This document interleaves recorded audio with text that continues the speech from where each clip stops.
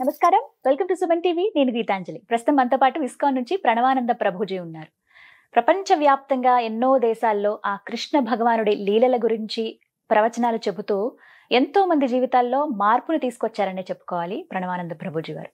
ఎందుకు అనంటే ఎన్నో బాధలు మేము పడ్డామని, మా జీవితంలో కొన్ని మేము మార్చుకోలేకపోతున్నామని ఇబ్బంది పడేవాళ్ళు కేవలం వారి ప్రవచనాలు విని మార్పు చెందారు. ఆ కృష్ణుడి గురించి ఇంకా బాగా తెలుసుకోగలుగుతున్నారు. అలాంటి వారిని స్టూడియోకి ఆహ్వానించాము. అయితే ఇవాళ మనకున్నటువంటి కొన్ని సందేహాలని గురువుగారి మాటల్లో విని అవి నివృత్తి చేసుకుందాము. అలాగే ఎన్నో పర్వదినాలు కూడా రాబోతున్నాయి ప్రస్తుతం, వాటి గురించి కూడా వారి మాటల్లో విందాం. హరే కృష్ణ ప్రభుజీ. హరే కృష్ణ మాతాజీ. ఎలా ఉన్నారు? బాగున్నాం, మీరు ఎలా ఉన్నారు? చాలా చాలా బాగున్నాను. ఆ కృష్ణయ్య దయ వల్ల అంతా బాగున్నాం. మీరైతే చాలా బిజీగా ఉన్నారు, దేశ విదేశాలు వెళ్తూ ఉన్నారు. అక్కడ ఆ కృష్ణయ్య గురించి చెప్పటం కానీ ఆ స్టేటస్లు అవి చూస్తాను కదా, భలే సంతోషం అనిపిస్తుంది. అంటే మీతో ప్రయాణం అనేది అప్పుడప్పుడు జరిగినా చాలా సంతోషం అనిపిస్తూ ఉంటుంది. పర్వదినమే శ్రీకృష్ణాష్టమి అందరికీ ఇష్టమైన పండుగ. మరీ ముఖ్యంగా తల్లులకి బాగా ఇష్టం. ఎందుకంటే వాళ్ళ పిల్లల్ని చిన్ని కృష్ణయ్యలాగా తయారు చేసి కృష్ణయ్యే వచ్చాడు, ఇంట్లో ఉన్నాడు అన్నట్టుగా మురిసిపోతూ ఉంటారు. అలాంటి కృష్ణాష్టమి అసలు ఎలా జరుపుకోవాలనేది చాలామంది సందేహం.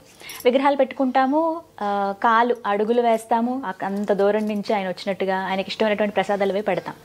కానీ అసలు కృష్ణయ్యకి ఎలా చేస్తే ఇష్టం కృష్ణాష్టమిని, ఆ పండుగను మేము ఎలా జరుపుకోవాలి, అసలు కృష్ణాష్టమి విశిష్టత ఏంటి, ఈ వివరాలు చెప్పండి.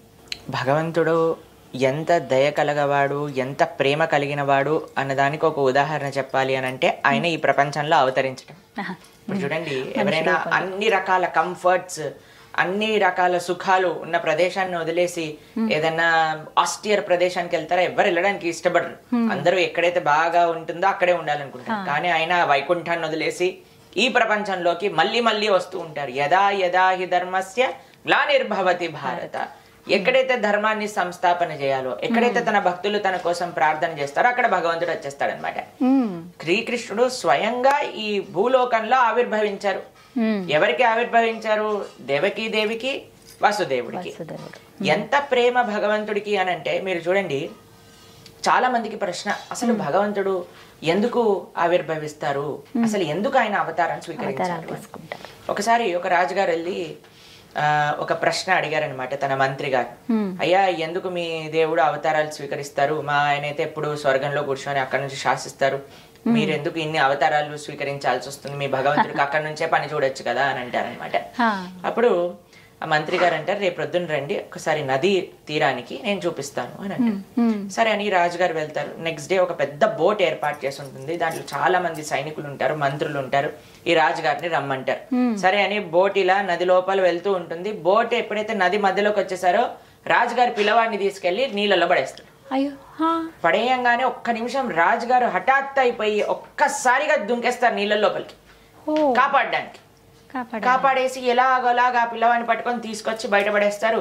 నీళ్ళంతా బయటికి తీసుకెళ్లి చాలా జాగ్రత్తగా ఆయన పెట్టుకుంటాడు. వెంటనే ఈ మంత్రిని అడుగుతాడు, ఎంత ధైర్యం ఉంటే నువ్వు నా పిల్లవాడిని లోపల పడేస్తావు అని అంటే మంత్రి గారు అన్నారు, అయ్యా సరే నీ పిల్లవాడిని పడేసాను, ఇంతమంది భటులు ఉన్నారు, ఇంతమంది మంత్రులు ఉన్నారు, ఇంతమంది నీ పర్సనల్ అసిస్టెంట్లు ఉన్నారు, ఎవరినో ఒకరిని పంపించకుండా నువ్వే ఎందుకు దుంకావు అంటే, నా పిల్లవాడంటే నాకు ప్రేమ, వాడిని కాపాడడానికి దుంకాను. అంతే మన భగవంతుడు కూడా. మనం కూడా ఈ సంసారంలో మునిగిపోయి ఉంటే ఆయన స్వయంగా మన కోసం ఈ సంసారంలో దూకుతున్నాడు మనల్ని కాపాడడానికి. ఆయన వివిధ అవతారాలు స్వీకరిస్తూ ఉంటాడు, మరలా మరలా రాముడిగా, కృష్ణుడిగా, నరసింహుడిగా, వామనుడిగా. ఎవరి కోసం అంటే మనం ఈ సంసారంలో పడిపోయాం, మన సంసారం నుంచి బయటికి లాగడానికి. కాబట్టి ఆ భగవంతుడి యొక్క అన్నిటికంటే గొప్ప ప్రేమ, భగవంతుడి యొక్క కృప ఎలా మనకి తెలుస్తుంది అంటే ఆయన అవతార మాధ్యమంలో తెలుస్తుంది. అది కూడా కృష్ణావతారం ఎంత దగ్గరగా మనందరికి. ఇందాక మీరు అన్నారు కదా, తల్లులకి చాలా ఇష్టం. ఎందుకంటే చిన్న పిల్లలంటే ఎవరికైనా ఇష్టం అండి. వాళ్ళు ఏం మాట్లాడినా మనకి ముద్దుగా అనిపిస్తుంది. ఎంత అల్లరి చేసినా సరే మనం ఊరుకుంటాము. ఏం చేసినా సరే వాళ్ళు అనేది నిజంగా మనల్ని అంటున్నారో లేదో తెలియదు, కానీ మన భావన ఉంటుంది, అరే వాడు నన్ను అన్నాడు, అమ్మ అన్నాడు చూడు, నాన్న అన్నాడు చూడు, తాత అన్నాడు చూడు అని. పిల్లల్ని మోహించేస్తారు అందరూ కూడా. పిల్లల పట్ల కోపం ఎవరికి రాదండి సహజంగా. చిన్నపిల్లలు అంటే వాళ్ళు ఏం చేసినా సరే ఆనందంగా అనుభవిస్తాం అనమాట. అయితే భగవంతుడు అనుకున్నట్ట, అరే వీళ్ళందరికీ పిల్లలంటే చాలా ఇష్టం కదా, నేను కూడా ఒక పిల్లవాడిని అవుతా, నేను కూడా ఒక పిల్లవాడే లీలలు చేస్తా. ఎంత ముగ్ధ మనోహరంగా ఉంటాయండి కృష్ణుడి యొక్క లీలలు. అద్భుతం. కానీ ఒక పిల్లవాడికి భగవంతుడికి చాలా తేడా ఉందండి. ఏ విధంగానో చెప్తాను. ఒక పిల్లవాడు ఎప్పుడైనా మీరు చూసారా, చిన్న పిల్లలు పుట్టంగానే అమ్మా ఎలా ఉన్నావు బాగున్నావా అని పలకరిస్తారా? ఏడుస్తారు. ఏడిపే తెలుస్తుంది పిల్లవాడు ఎవరైతే ఈ ప్రపంచంలో పుడతారు. కానీ భగవంతుడు పుట్టినప్పుడు ఏం చేశాడు తెలుసా అండి? దేవకి వసుదేవుల్ని నవ్వుతో పలకరించారు. ఆయన ఆవిర్భవించటమే చిన్న పిల్లవాళ్ళు ఆవిర్భవించలేదు, శంఖచక్ర గదా పద్మాలు పట్టుకొని ఆవిర్భవించారు.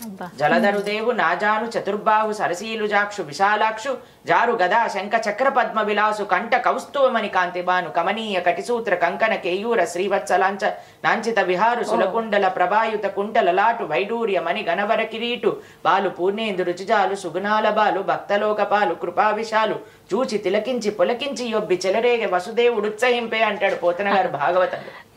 అలా చూసి పెద్ద ఉత్సాహంగా ఉండిందనమాట దేవకి వసుదేవులకి.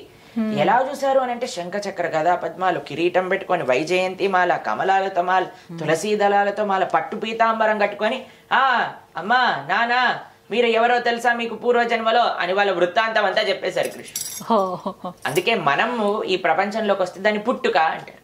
కానీ కృష్ణుడు ఈ ప్రపంచంలోకి వస్తే ఆవిర్భవించుట అంటే, ఎలాగైతే సూర్యుడు ప్రతిరోజు ఉదయిస్తారు, సాయంత్రం పూట అస్తమిస్తారు, మనం ఇలా అన్నాం కదండి, సూర్యుడు పుడతాడు సాయంత్రం పూట చనిపోతాడు అంటారా? మనకు కనిపించట్లేదు, ఇంకెక్కడో ఉన్నాడు ఆయన. అంతే. కాబట్టి భగవంతుడు కూడా ఆయనే ఇప్పుడు పుట్టాడు ఇప్పుడు వెళ్ళిపోయారు అనేది ఉండదండి. మనకి కనిపించట్లేదు కానీ ఆయన ఇంకెక్కడో లీలలు చేస్తూ ఉన్నారు. భగవంతుడి యొక్క అవతార ప్రయోజనమే మనందరి యొక్క మనస్సు ఆయన పైన ఆకర్షింప చేయడానికి, ఆయన లీల ద్వారా. అందుకే జన్మ కర్మ చ మే దివ్యం అని భగవంతుడు చెప్పాడు భగవద్గీతలో. దివ్యమైనది జన్మతో సాక్షాత్తుగా ఎవరండి అలా మాట్లాడి అంత చక్కగా తల్లిదండ్రుల్ని ఉదార్చి వాళ్ళని అయ్యా నీ అడ్రస్ లో డ్రాప్ చెయ్యి అని చెప్పి వసుదేవుని తీసుకెళ్లి గోకులంలో దిగేశాడనమాట కృష్ణుడు. ఎంత ఆనందం, ఎంత ఆనందం చెప్పండి. కాబట్టి ఆ కృష్ణ పరమాత్మ ఆవిర్భవించిన రోజు జన్మాష్టమి. శ్రావణ మాసంలో వచ్చే శుద్ధ అష్టమి రోజు మనం జన్మాష్టమి చేసుకుంటాం. ఏం కావాలి భగవంతుడికి, ఎలా చేసుకోవాలి కృష్ణాష్టమి అని మీరు అడిగారు. భగవంతుడికి ఏం కావాలని పెద్ద లిస్ట్ ఇచ్చేసారండి. అవునా? ఎలా జరుపుకోవాలండి మరి? మీరు ఒక పెద్ద విఐపి వస్తున్నారనుకోండి, ముందే వాళ్ళు లిస్ట్ పంపిస్తారు. ఇవి ఇలా ఇలా సిద్ధం చేసి ఉండాలి, ఇదే తీసుకుంటారు, ఇదే ఉండకూడదు, ఇవి ఉండకూడదు, ఈ పదార్థాలతో చేయాలి, ప్యూర్ ఆర్గానిక్ ఘీ యూజ్ చేయాలి, అన్ని ఆర్గానిక్ ఫార్మ్ ఇంగ్రీడియంట్స్ తోటే వంట చేయాలి, అవి ఇవన్నీ ఓ పెద్ద లిస్ట్ వస్తుంది అనమాట. తర్వాత ఇంత సెక్యూరిటీ గార్డులు ఇలా ఉండాలి, ఎవరు ఉండకూడదు, రోడ్ అంతా ఖాళీగా ఉండాలి. మన కృష్ణుడు చెప్పిన ఒక చిన్న నార్మల్ విఐపి, ఒక మెయిన్ పర్సనాలిటీకే ఇంత పెద్ద పెద్ద లిస్టులు పంపిస్తారండి. అనంతకోటి బ్రహ్మాండ నాయకుడు ఎంత పెద్ద లిస్ట్ ఇచ్చాడో ఒకసారి ఆలోచన చెప్పనా? ఆయన ఏం లిస్ట్ ఇచ్చాడు? పత్రం పుష్పం ఫలం తోయం, ఈ 4 మాత్రమే ఇచ్చాడు. కృష్ణుడు అడిగింది 4. పత్రం పుష్పం ఫలం తోయం. అన్నిటికంటే చాలా ట్రికీ వర్డ్ ఒకటి యూజ్ చేశాడు ఆయన. పత్రం పుష్పం ఫలం తోయం యోమే భక్త్యా ప్రయత్న. ఈ 4 భక్తితో సమర్పించాలి. ఏంటి పత్రం అని అంటే తులసి దళములు కానీ ఏవైతే పత్రం ఉంటుందో ఆకులు, భగవంతుడికి ప్రేమతో ఒక్క చిన్న తులసి మనం వింటాం కదండి, రుక్మిణీదేవి ఒక తులసి దళంతో కృష్ణుడిని ఆకర్షింపజేసుకుంది. పత్రం పుష్పం పూలు, పత్రం పుష్పం ఫలం అంటే ఫలములు, తోయం అని అంటే నీరు పాలు అలాంటి ఏమన్నా ద్రవ్యం. కేవలం ఈ మాత్రము భగవంతుడికి ప్రేమతో సమర్పణ చేయటం చేత ఆయన మన వశమైపోతాడు. అది భగవంతుడి దగ్గర ఉండే ఒక అద్భుతమైన గుణం అండి. ఆయనకి ఏ ఆడంబరాలు అవసరం లేదు, ఆయన అడగరు. కానీ మనకి ఎంత ప్రేమ ఉంటే మనం అంత చేస్తాం కదండి. కాబట్టి కృష్ణాష్టమి ఆ కృష్ణుడు మనకి జీవితంలో ఇచ్చిన కృప, కృష్ణుడు అవతరించిన లీలలు ఎప్పుడైతే మనం భాగవతం ద్వారా భగవద్గీత ద్వారా ఆయన ఇచ్చిన బోధనలు ఎప్పుడైతే మనం వింటామో, కృష్ణం వందే జగద్గురు, అటువంటి జగద్గురువుకి మనందరి యొక్క కొంతమంది ఆయనని చిన్న పిల్లవాడిలా భావిస్తాడు, కొంతమంది ఆయనని ప్రియుడిలా భావిస్తారు, కొంతమంది ఆయనని ఫ్రెండ్ లా భావిస్తారు, కొంతమంది ఆయనని స్వామిలా భావిస్తారు, గురువులా చూస్తారు, కొంతమంది గురువులా భావిస్తారు. కాబట్టి అందరూ కూడా తమ యొక్క కృతజ్ఞత, తమ యొక్క ప్రేమను కృష్ణుడికి ఎలా తెలుపుకుంటారు జన్మాష్టమి రోజు అని అంటే, మనకి లడ్డు గోపాల్ అని ఉంటారు, ఇలా పాకే కృష్ణుడు ఉంటాడు, లేదా రాధాకృష్ణుడి యొక్క విగ్రహాలు ఉంటాయి కొంతమంది దగ్గర. అయితే మనం చక్కగా అభిషేకం చేసుకోవాలి భగవంతుడికి. రాత్రి వరకు, అర్ధరాత్రి వరకు ఉపవాసం ఉండాలి అని నియమం కృష్ణాష్టమి రోజు. రాత్రి 12 o'clock వరకు అప్పుడు భగవంతుడికి అభిషేకం చేసి నైవేద్యములు ఆ రోజు విశేషంగా చెప్పన్ భోగం చేస్తారు. మీకు తెలుసా చెప్పన్ భోగం అంటే 56 రకాలు చేస్తారు. 56 రకాల నైవేద్యములు, ముఖ్యంగా తీపి నైవేద్యములన్నీ కూడా కృష్ణుడికి చేసి రకరకాల నైవేద్యములు చేసి తులసి, కృష్ణుడికి పెట్టే ప్రతి ద్రవ్యం పైన తులసి ఉండాలి.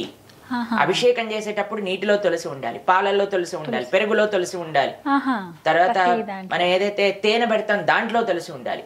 తులసితో చేసే ఆరాధననే భగవంతుడు స్వీకరిస్తాడు. కాబట్టి ఈ జన్మాష్టమి రోజు మీరు భగవంతుడికి చేసే ఆరాధనలో తులసి ఉపయోగం చాలా బాగా చేయాలి. అటు అభిషేక ద్రవ్యములపైన, అటు నైవేద్యాలపైన, దాని తర్వాత భగవంతుడికి తులసి అర్చన. భగవంతుడికి అలంకరణ అంటే చాలా ఇష్టం, మీ అందరికీ తెలుసు.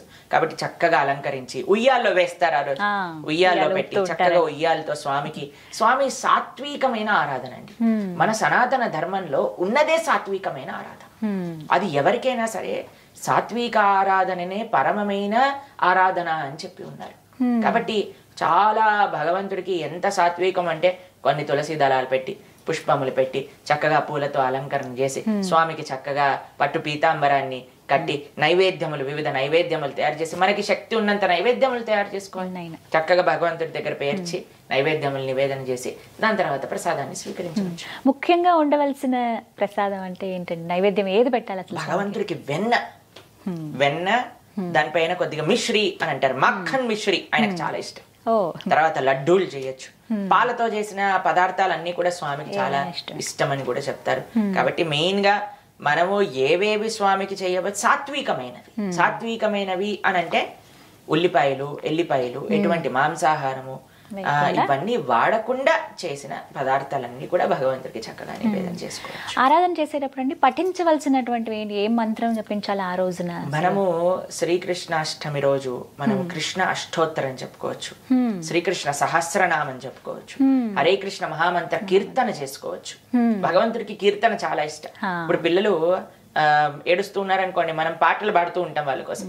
కాబట్టి కృష్ణుడు చిన్న పిల్లవాడు కదా, కాబట్టి చక్కగా హరే కృష్ణ కీర్తన ఎంత మంచిగా పాడుతూ వివిధ కీర్తనలు, ముద్దుగారే యశోద, ఎన్ని అన్నమాచార్య కీర్తనలు, త్యాగరాజస్వామి వారి కీర్తనలు, కృష్ణుడి పైన లేని పాటలా అండి. ఎంతమంది అద్భుతంగా రచించిన కీర్తనలు పాడుతూ ఆయన చిన్న పిల్లవాడిగా భావించి ఆయన ముద్దు చేయాలన్నమాట ఆ రోజు, మెప్పించడానికి ప్రయత్నించాలి. కాబట్టి అలా కృష్ణాష్టమి. దాంతో పాటు విశేషంగా మనమండి ఇంట్లో చేసుకుంటాం పూజలన్నీ, కరెక్టే. కానీ ప్రతి ఒక్క ఉత్సవం ఎప్పుడైతే మనం చేసుకుంటామో, ఒక దినచర్యలో ఉత్సవం రోజు మనం ఆలయానికి వెళ్ళటం కూడా ఒక పద్ధతిగా మనం పెట్టుకోవాలి. ఎందుకంటే ఇంట్లో వీఆర్ కన్స్ట్రెయింట్, ఇన్ని చేయగలుగుతాం. ఇప్పుడు చూడండి, మా ఆలయంలో కృష్ణాష్టమి రోజు కనీసం 2-3 వేల రకాల నైవేద్యములు భగవంతుడికి పెడతాం. 3,000 రకాల 2-3 వేల రకాలు ఉంటాయి నైవేద్యములు కంపల్సరీగా భగవంతుడికి ఉంటాయి. అభిషేకం, మహాభిషేకం, కనీసం ఒక 20-30 ద్రవ్యాలతో భగవంతుడికి అభిషేకం జరుగుతుంది. అలంకరణ వైభవంగా. ఇప్పుడు ఇస్కాన్ ఆదిలాబాద్ లో మేము కృష్ణ జన్మాష్టమి 25,000 మందికి ఏర్పాట్లు చేస్తున్నాం. కాబట్టి వైభవంగా జరుగుతుంది కదండి. కాబట్టి ఆలయంలోకి వెళ్ళి స్వామి ఆలయంలో కూడా మనం ప్రార్థన చేసుకోవడానికి ప్రయత్నం చేయాలి. ఇప్పుడు మన హైదరాబాద్ ఇస్కాన్ లో ఎంత ఘనంగా అబిడ్స్ లో ఉండే టెంపుల్ లో చాలా ఘనంగా కృష్ణ జన్మాష్టమి చేస్తారు. కాబట్టి మన దగ్గరలో ఉండే ఇస్కాన్ టెంపుల్ కి, కృష్ణ మందిరాలకి వెళ్ళి అక్కడ కూడా ఒకసారి దర్శనం చేసుకోండి. అక్కడ ఉండే వాతావరణం వల్ల మనకి ఇన్స్పిరేషన్ వస్తుంది మనం ఇంట్లో బాగా చేసుకోవడానికి తెలుస్తుంది. కాబట్టి చక్కగా ఆలయానికి వెళ్ళటం, గోసేవ చేసుకోవటం. ఎందుకంటే ఆయన గోవులకి అంటే చాలా, కృష్ణుడు అంటే ప్రీతి, కృష్ణుడికి గోవులంటే ప్రీతి ఇష్టం. కాబట్టి గోసేవ చేసుకోవడం, వీలున్నంత దానం ఆ రోజు అన్నదానానికో భగవంతుడి యొక్క సేవలకో మనం మన ద్రవ్యాలను సమర్పణ చేయటం. కాబట్టి అలా చేస్తూ అటు ఆలయ వ్యవస్థకి చక్కగా మనం దర్శనము, దానము అవన్నీ చేసుకోవాలి. అలానే మన ఇంట్లో ఉండే స్వామికి కూడా చక్కగా ఆరాధన, అలంకరణ, నైవేద్యము, దీపధూపాదన్ని కూడా చేసుకోవాలి. మన తెలుగు వారి యొక్క సాంప్రదాయం అంటే దక్షిణ భారతదేశంలో ఇలా అడుగులు వేస్తారన్నమాట. ఎవరైనా చిన్న పిల్లలు ఉంటే చిన్న పిల్లలతో వేస్తారు, లేదా చేతులతో అడుగులు వేస్తారు. కృష్ణుడు మన ఇంటికి వచ్చినట్టు భావన చేస్తారు. కాబట్టి అన్నిటికంటే ముఖ్యం కృష్ణుడు తేవచ్చు. కానీ కృష్ణుని పంపించేయకూడదు అనమాట. కృష్ణుడి ఇంట్లోనే ఉంచాలి. కృష్ణుని ఇంట్లోనే ఉంచాలి అని అంటే ఎప్పటికీ ఆయన కృష్ణ జన్మాష్టమి ఒకటి బర్త్డే చేసేసి పాపం పిల్లవాడిని వదిలేశారనుకోవాలి ఎలా ఉంటుంది చెప్పండి ఆయనకి. అలానే కృష్ణుని పెంచుకుంటూ ఉండండి జన్మాష్టమి నుంచి. కృష్ణుని పెంచుకోవటం అంటే కృష్ణ భక్తిని మంచిగా ఆచరిస్తూ ఉండటం. ఆ రోజు సంకల్పం తీసుకోండి, కృష్ణ ఈ రోజు నుంచి నీ భక్తి శ్రద్ధలతో మిమ్మల్ని ఆరాధన చేస్తాను, ఒక మంచి ధర్మ మార్గంలో భగవద్గీత చదువుతాను, నువ్వు చెప్పిన విషయాలు అర్థం చేసుకుంటాను అంటే కృష్ణుడు ఎప్పుడు ఇంట్లోనే ఉంటాడు, ఇంకెళ్ళడు. నెక్స్ట్ డే మార్నింగ్ ఇంట్లో తుడి చేసిన అడుగులు ఆయన ఇంట్లోనే సెటిల్ అయిపోతాడు పర్మనెంట్ గా. మనకు కానీ భక్తి ఉంటే, మనకు కానీ ఆ ప్రేమ చూపించగలిగింది. కాబట్టి కృష్ణాష్టమి రోజు కాదు, మనకి ప్రతి రోజు కృష్ణాష్టమి అది మన జీవితాన్ని ఒక లక్ష్యం. అలా జరుపుకోవాలి. నిజమే. ఒకసారి నమ్ముకుంటే ఉండు అంటే ఆయన ఎప్పుడు మనతోనే ఉంటారండి, అది మాత్రం నిజం. చాలా చక్కగా వివరించారు. చాలా సందేహాలు ఇవి ఎలా జరుపుకోవాలి ఏంటి అనేది. ఇంట్లో పూజ చేసుకోవడం, అలాగే ఆలయానికి వెళ్ళటం, గోసేవ చేయడం అనేది అదొక విధిగా పెట్టుకోవాలి అందరూ. చాలా చక్కగా వివరించారు ప్రభుజీ. హరే కృష్ణ. హరే కృష్ణ.